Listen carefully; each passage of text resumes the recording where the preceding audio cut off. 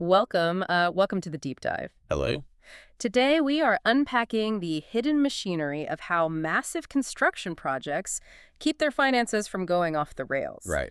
Because, we've all seen the headlines about mega projects, high-speed rail lines, new hospital wings, sprawling corporate campuses that they end up costing twice as much as originally planned. Oh, yeah, it happens all the time. It does. Yeah. But behind the scenes of every successful build, there is this really rigorous, almost forensic financial and psychological process happening every single month.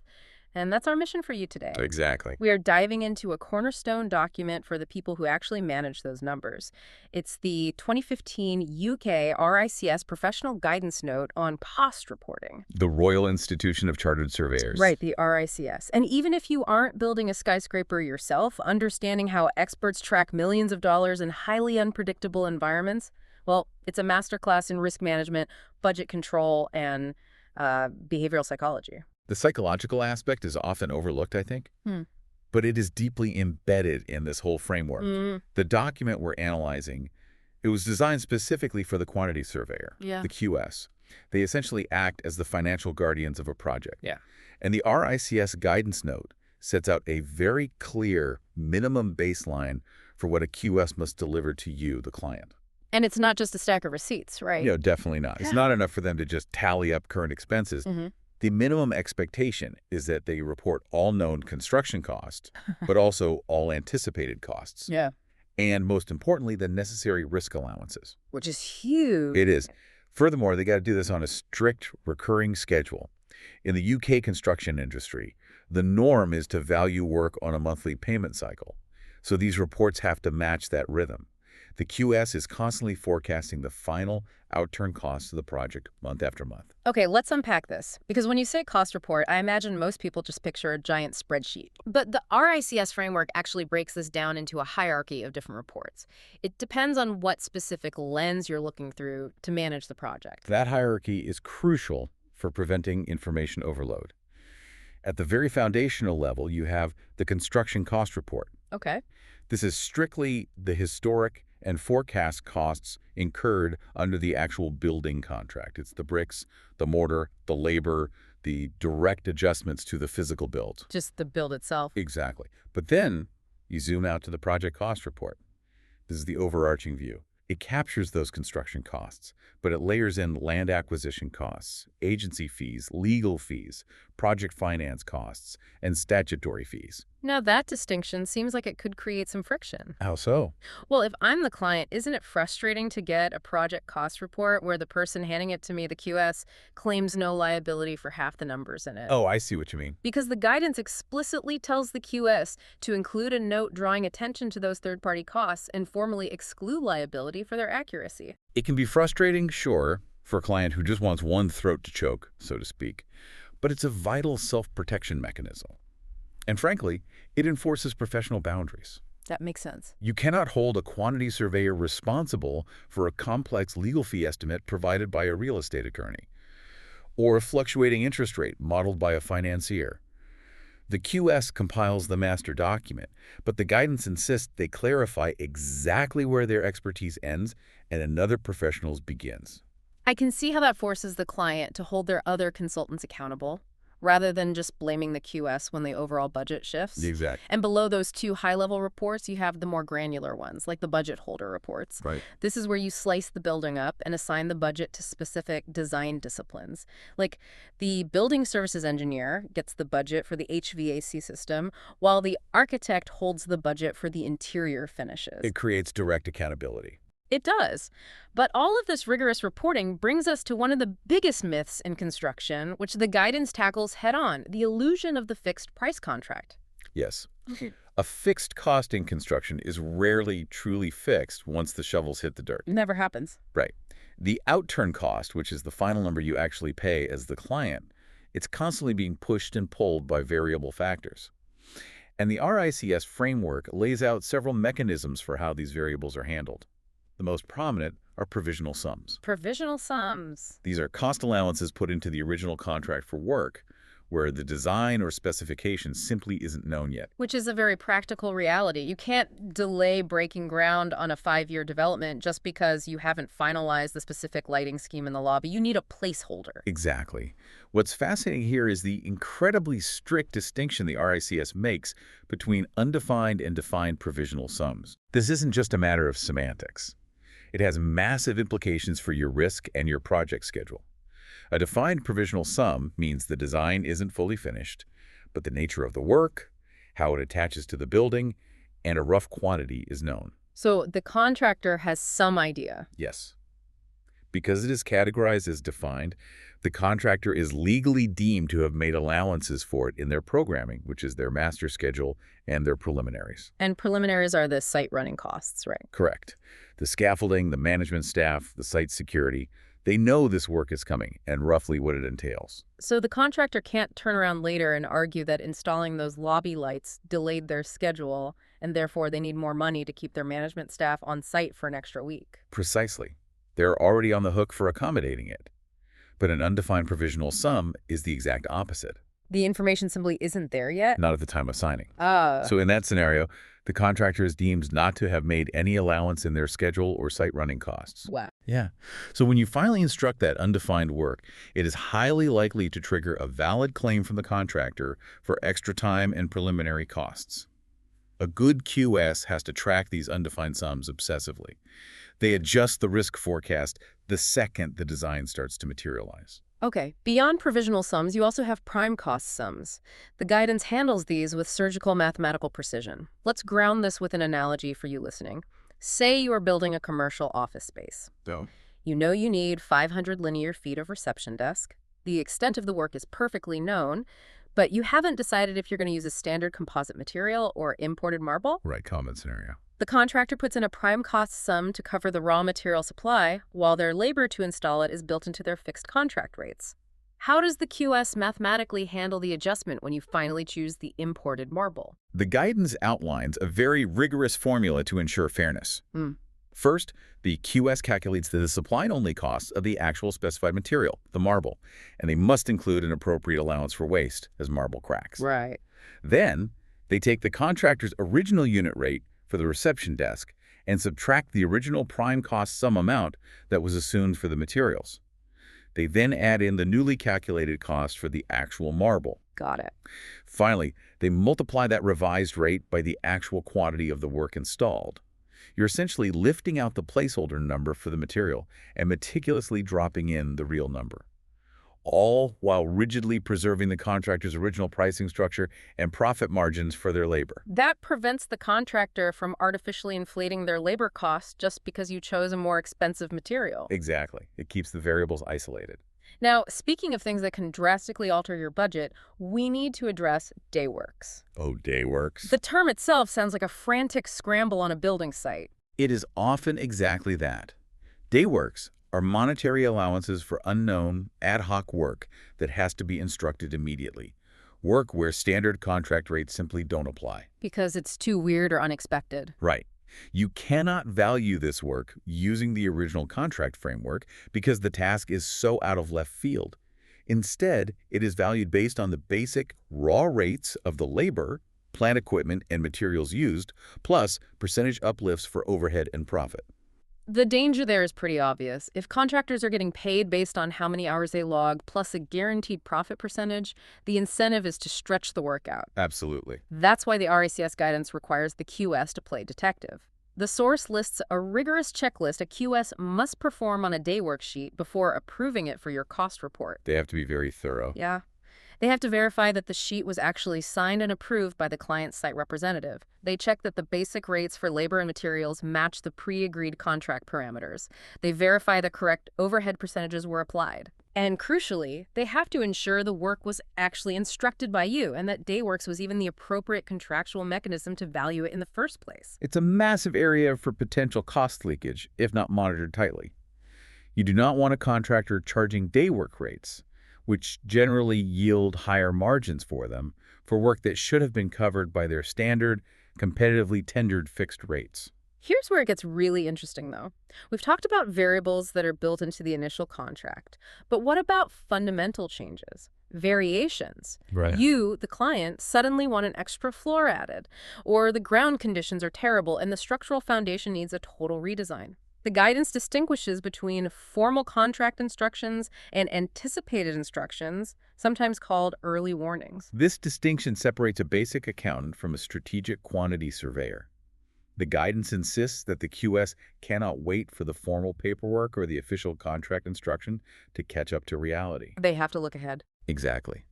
They have to proactively review drawing revisions, specification updates, or even informal instruction requests from the contractor and make a suitable cost allowance in the report for anticipated variations. The QS has to forecast the weather, not just read the thermometer after it gets cold. Let's challenge the human element of that process. What happens when the QS and the contractor completely disagree on what a variation should cost? It happens a lot. The contractor claims the new foundation design costs $2 million, but your QS calculates it at $1 million. If I'm the client reading the report, why should I trust the QS's number over the people actually pouring the concrete? It comes down to professional objectivity versus commercial interest. The contractor's job is to maximize their return. The QS's job is to value the work fairly according to the contract mechanisms. Right. When that gap occurs, the RICS guidance dictates absolute transparency. The QS must record that difference of opinion within the cost report, so you, the client, clearly see the risk profile. They don't hide it. No, never. However, it is a critical professional standard that the outturn cost report must be based on the valuation determined by the QS. They don't just split the difference to keep the peace, and they certainly don't use the contractor's inflated number just to be safe. They use their professional assessment, but they flag the dispute clearly. That difference of opinion over variations really highlights how volatile a budget can be month to month. But variations are just one piece of the puzzle.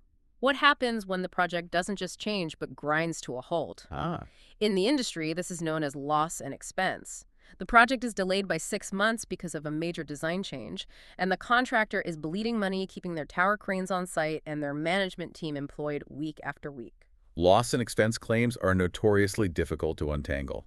The RICS framework points out a critical technical nuance regarding how different industry contracts handle this pain. If your project is using a JCT standard form of building contract, which is a more traditional, widely used standard, it treats claims for loss and expense entirely separately from the provisions for standard design variations.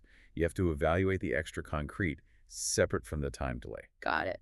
But if you are using an NEC3 contract, which is designed to be highly collaborative and relies on constant proactive forecasting, it groups the loss, the expense, and the variations together under an umbrella term called compensation events. A QS has to know exactly which contractual rulebook they are navigating. Regardless of the contract type, the source material is very clear about who carries the burden of proof when claiming that extra money for a delay. Oh, yes. The burden of proof lies entirely with the building contractor. They have to comprehensively prove they actually suffer the financial loss. It cannot be theoretical. It has to be real money spent. Exactly. And the RICS guidance explicitly warns the QS to make you aware of just how incredibly difficult this is to assess accurately mid-project. These claims rely on dense submissions from the contractor, which often include complex, cascading prolongation claims from dozens of different subcontractors. Which means the QS might not get the actual paperwork to prove the delay costs until months after the project is functionally finished. They have to warn the client, we are carrying a risk allowance for this delay, but assessing the true final number right now is nearly impossible. Precisely. There is also a mention in the source of something called fluctuations. This moves us into macroeconomic territory. Depending on the specific contract clauses, there might be allowances to adjust the original contract prices based on macroeconomic input costs or national price indices. Like inflation. Yes. If the global price of structural steel skyrockets due to a supply chain crisis, the contract might allow the contractor to recover that difference. But the vital rule laid out for the QS here is that they must only include the amount of fluctuation applied to the value of the work carried out to date. Oh, I see. You do not forecast future macroeconomic fluctuation costs in the report because global markets are too unpredictable. You simply add a note clarifying that future fluctuations are excluded from the current outturn forecast. So what does this all mean for you? Imagine you are the developer holding the purse strings, you are reviewing this monthly cost report, and you see the outturn cost is blowing past your viable budget due to delays and variations. You need to pull the emergency brake. You need options. Exactly. The RICS guidance outlines 3 strategic levers you can pull to get the costs back in line. The QS is expected to be a strategic advisor in this moment. If the budget is breached, they should present 3 immediate options, always ensuring that any changes stay within the legal constraints of the project's granted planning consent. Right. Option 1. Omit elements of the remaining work that aren't immediately critical for the building to function. Just cut them out entirely. Option 2. Reduce the scale. Keep the intended function, but make it smaller. Lower the ceiling height slightly, shrink the room sizes, or tighten up the circulation spaces. Yeah. And option 3. Reduce the specification. You still get your reception desk, but you're getting standard composite instead of the imported Italian marble. If we connect this to the bigger picture, the guidance issues a stark warning against reactive, short-term thinking when pulling those levers. The QS must advise the client on the whole life impacts of these panic button savings. That's critical. Let's say you choose to reduce the specification of the HVAC system to save $500,000 in capital cost today. The QS needs to highlight the operational consequences. What is the renewal frequency of the cheaper system? What is the impact on monthly energy bills over the next 20 years? A short-term saving could easily cost you $5 million in operating costs over the life of the asset. It is the classic domino effect. Cutting costs in one column often just pushes them into another column years down the line. The source also lists immediate consequential impacts. If you try to save money by changing the design late in the game, you might cause a program delay that costs more in loss and expense than the actual material saving. Very true. Or you might lower the final asset value of the building, which could violate the loan-to-value covenants set by the banks funding your project. Which brings us to a really vital piece of best practice detailed in the guidance. The behavioral element of presenting this complex information. The RICS strongly advises against a QS simply emailing the monthly cost report to the client. The RICS is very firm on this. Do not just attach the spreadsheet and hit send. We all know how easy it is for a client or a board of directors to misinterpret a raw number in a vacuum and completely panic. Delivering it in person forces context onto the data. The cost report is dense and often highlights significant emergent risks. The guidance recommends that the QS meets you, the client, or the budget holders in person. They need to carefully walk you through the cost movements, explain the assumptions they made regarding disputes, and frame the residual risks. Right. Communication by email alone strips away nuance, and without that context, raw data causes either unnecessary panic or dangerous false confidence. Before the QS even gets to that meeting with you, there is another meeting they have to have. The guidance requires contractor consultation. The QS basically has to go consult the other side of the table before they finalize your report. Why mandate that step? Because a comprehensive report requires the QS to identify exactly what the contractor believes they are owed. You need to know their commercial position to accurately report the degree of alignment or disagreement. That makes sense. It exposes the true residual risk to the client. If the QS assesses the final cost at $50 million, but through consultation they discover the contractor is secretly modeling a claim for $55 million, you deserve to see that $5 million gap. It prevents nasty surprises at the final account stage. Now, while we are tracking all these numbers, let's establish what must be left out of the report. There are strict exclusions. First, always exclude VAT. The liability for value-added tax is a corporate tax issue. It's heavily dependent on your specific corporate structure and jurisdiction, not a construction cost issue. Including, it muddies the waters, so the report must clearly state all costs are exclusive of VAT. The guidance also warns to be careful about statutory planning costs. In the UK, these are often Section 106 charges or the Community Infrastructure Levy, or CIL. Right. These are substantial financial levies paid directly to the local authority to fund community infrastructure, like roads or schools, in exchange for granting planning permission. They are developer obligations, not bricks-and-mortar construction costs. The QS has to ask you explicitly if you want those non-construction payments tracked in the overarching project cost report, and if so, they must be cleanly separated from the contractor's build costs. That leads us to our final major topic, and arguably the most important for developers' cash flow: risk allowance management. How do you handle the contingency money? The RICS takes a very specific stance on contingency. It explicitly warns against relying on a single, massive general contingency pot if possible. Instead, it prefers specific risk allowances tied to anticipated cost occurrences. Okay. You identify a specific risk, say a delay caused by uncovering poor soil. You price it, and as the actual ground conditions emerge, you reduce or utilize that specific allowance. But practically speaking, clients and lenders love having a general contingency pot as a safety net.